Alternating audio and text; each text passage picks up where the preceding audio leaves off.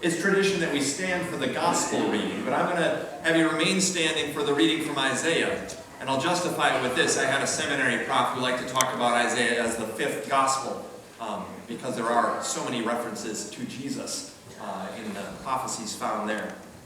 Isaiah 52, starting at verse 7, says this: "How beautiful upon the mountains are the feet of him who brings good news, who publishes peace, who brings good news of happiness, who publishes salvation, who says to Zion, your God reigns.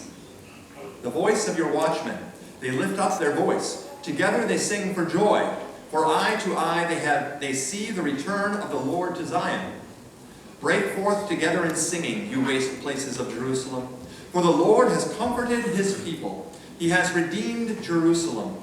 The Lord has bared his holy arm before the eyes of all the nations, and the ends of the earth shall see the salvation of our God." You may be seated.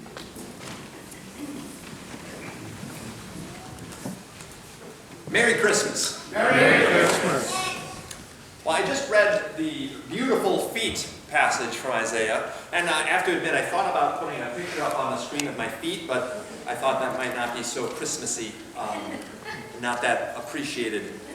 My feet don't really look that good. But I don't know how many of you want a picture of your feet up on the screens either. Feet aren't really all that beautiful, are they? I mean, if I wanted to pick a part of the body to express how beautiful someone is, I probably wouldn't choose their feet. I would choose elbows over feet. And elbows aren't all that great either. But Isaiah talks about beautiful feet.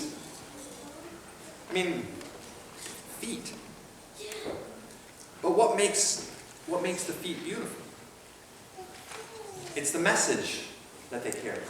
I mean, what Isaiah is saying is that the message brings so much beauty and so much joy, and it looks so good from afar that when you know it's coming, everything about that messenger, including the pimples on the side of their face and their feet as well, are beautiful. The message makes the messenger beautiful. And what is the message from Isaiah's text? What is the message that we would read this morning at Christmas? Your God reigns. That's the message.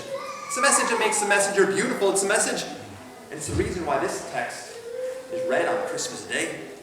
And think about that for a minute, though. This message of your God reigns. That could sound like there's a new boss in town, which is not necessarily good news. We have trouble with bosses. We have trouble with authority figures. We have trouble as we've watched how people use and abuse power.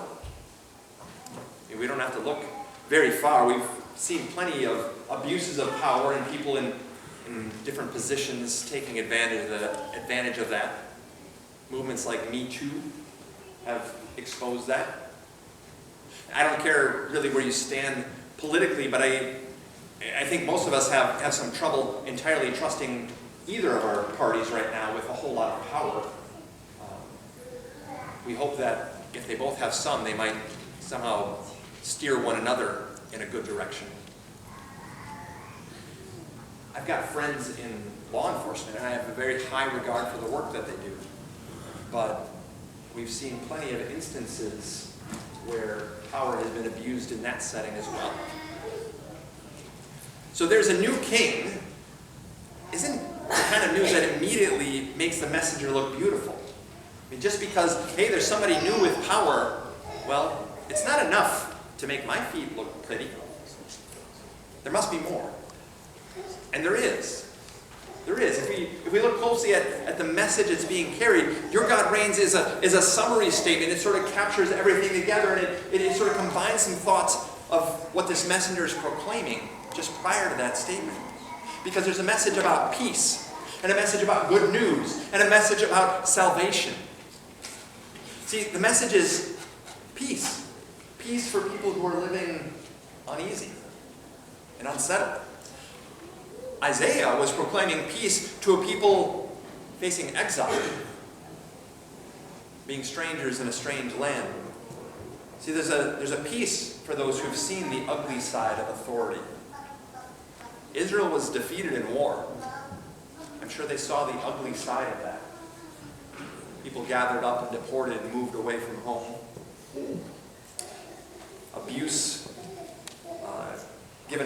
non-citizen, lower class status in a foreign land. But there's a peace for those who are separated, for those who are alone, for those who are lonely. There's a peace for you in the coming of Jesus. There's a message about good news. Good news for people who have very little of that. Maybe you need some good news. And this baby that we've been singing about this morning, and we've been considering, this Jesus who's at the center of the story, he is good news because he is the sign. He is the fact that he's born on Christmas tells us that God's plan is moving forward. In the midst of so many other things that tell us that the world is falling apart, and that maybe my God forgot about some things, Jesus comes in the midst of that and enters this broken world. And we're reminded that there is good news in the midst of so much brokenness. There's good work that our God is doing on our behalf. His plans have not come to a stop, and they will not stop until he accomplishes all that he has in mind. The message isn't just about peace and just about good news. It's also about salvation. There's a salvation for people who have been in bondage. Now, Isaiah's first readers, I mentioned, this idea of exile and being forced out of your homes and pushed out to live in Babylon. That's definitely one form of bondage, but you don't wear chains or shackles. You haven't been captured by a foreign army. But you and I need this good news of salvation as well. Because sin has a hold on us.